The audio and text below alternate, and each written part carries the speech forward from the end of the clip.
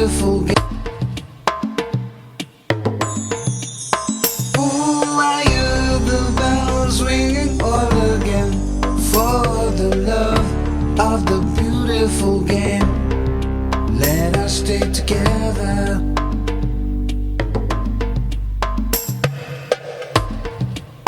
Way back then we were young, could be only 10. We played football for the mighty bells.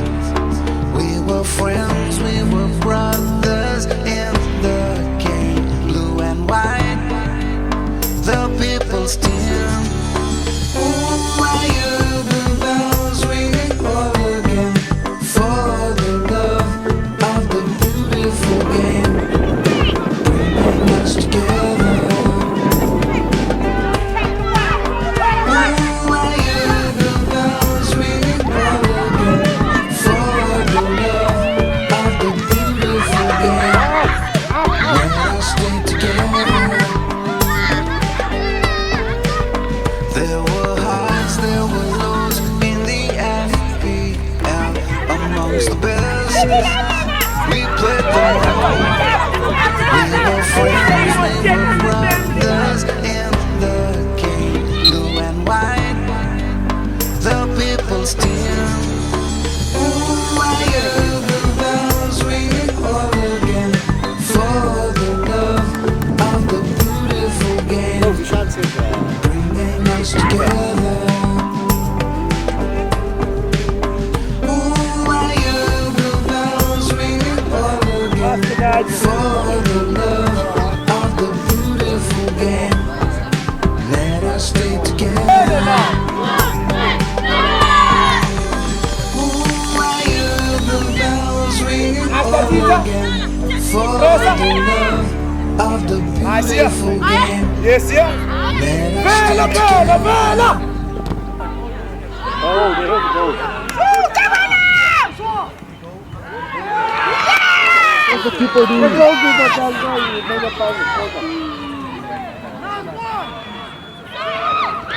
Nice, nice, you're wrong. Away! Away! Left foot there. Hamba, sir! Hamba! Why is he going outside with the left foot? Sir, here you hamba, man, like it. Here! Ah, look at that corner. Sir! Sir! Sir! Oza! Oza! La!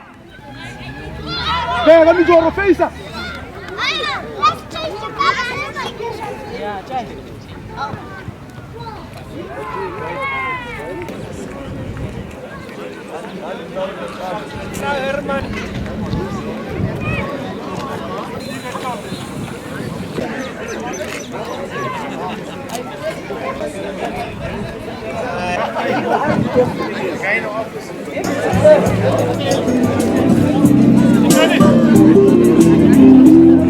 Okay, so I'm really honored and privileged to be made part of this program direction today.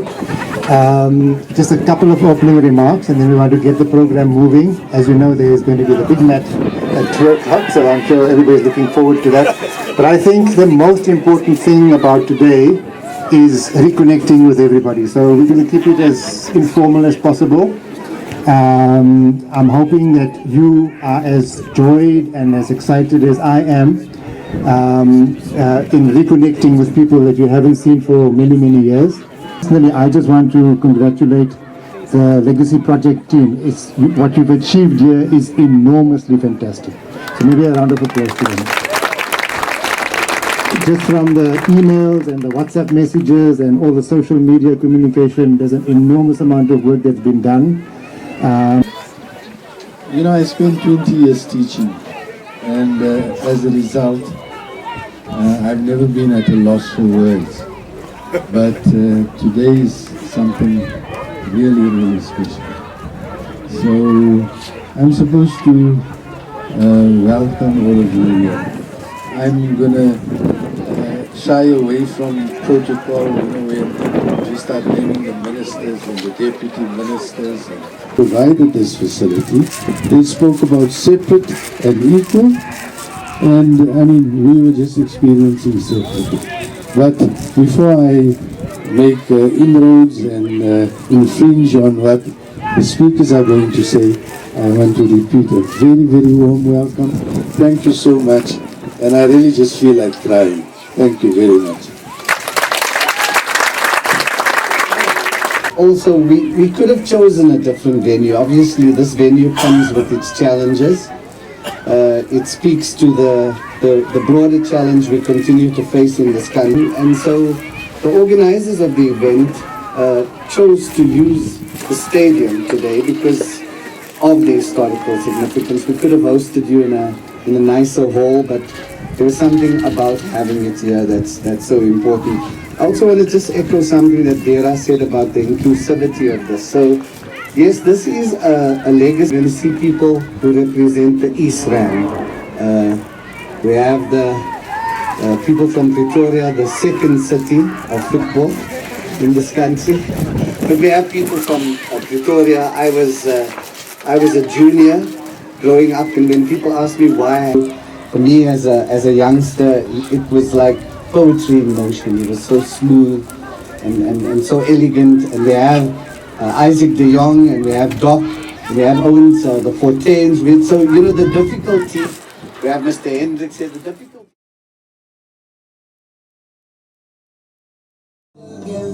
For the love of the beautiful game, let us stay together.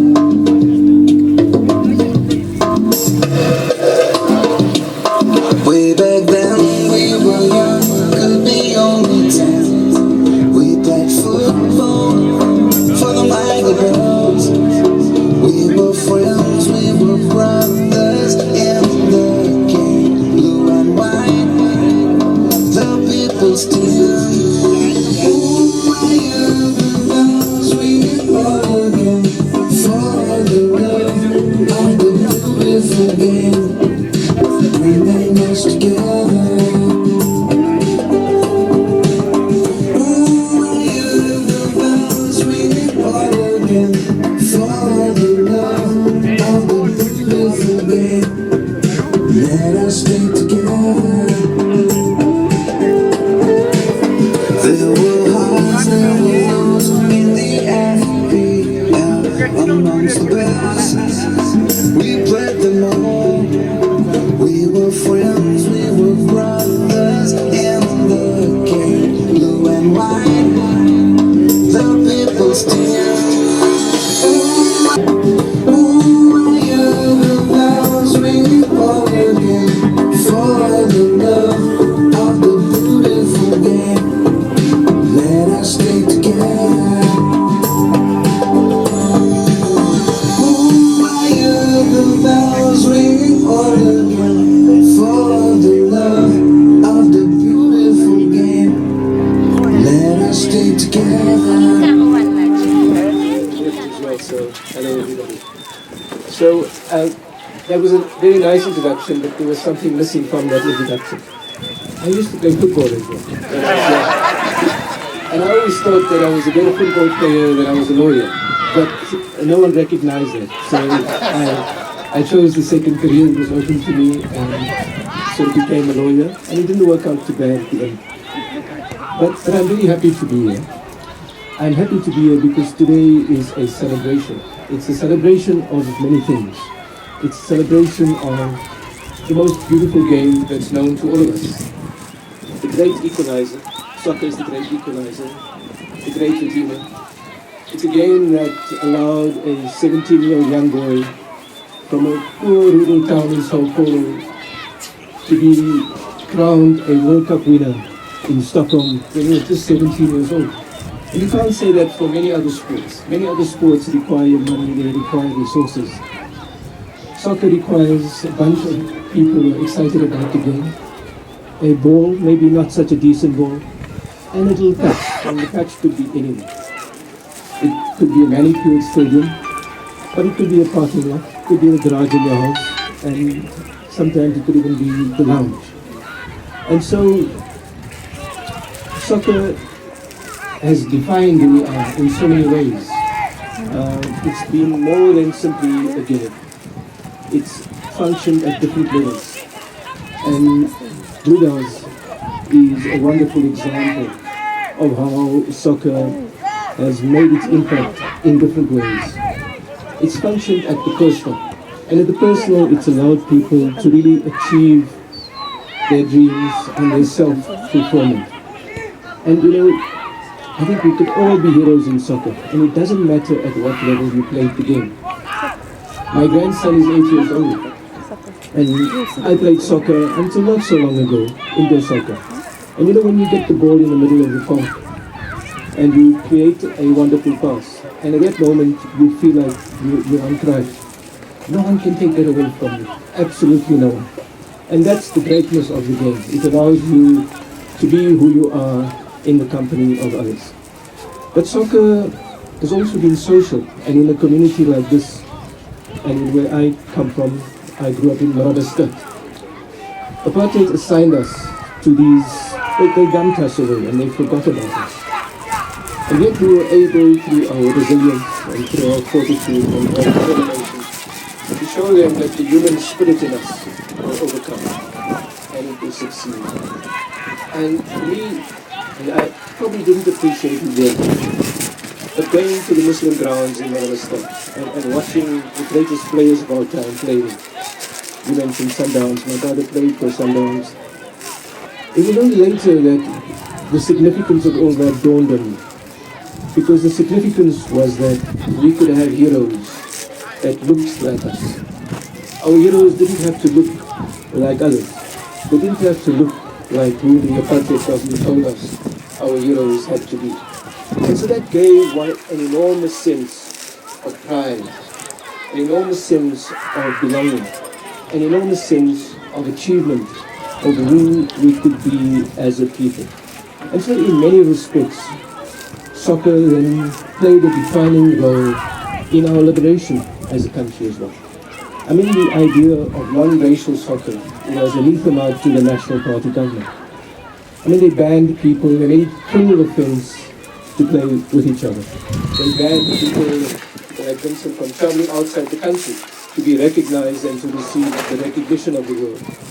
But despite that, those who loved the game brought with them a perseverance and a dedication, and they demonstrated to South Africa, but to all the world, that if we could play together, then we could live together, and surely we could share this beautiful country of ours. And today, 30 years into democracy, we have our problems. We have formidable problems. They stare us in the face daily. But what you can't take away from us is that we've come together as a nation. And today's event is simply an example of that. So soccer has been political in many, many respects. And may I say, it's also been spiritual. Because I've never seen so many people play at a soccer match. And with so much enthusiasm. I mean, when the striker is waiting to take the goal that will decide the history of the World Cup, I mean, everybody is praying. And I'm sure the pastors and the Malalas and the Gurus are envious of that. Because when people pray there, they pray with a passion. God cannot ignore them. And so soccer is spiritual in that way as well. And so coming back to this wonderful team, I would travel often from Pretoria to watch the players.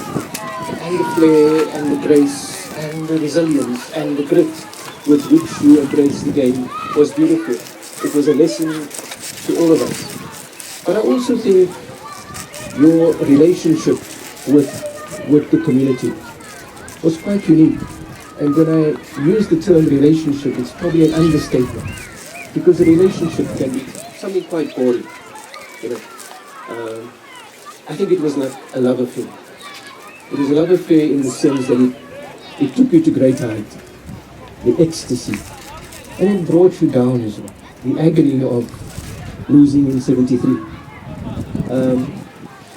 But it was a relationship that was forged on trust. It was forged on mutual respect. And I think what you gave to this community and what this community gave to you has been priceless. And even today, when I listen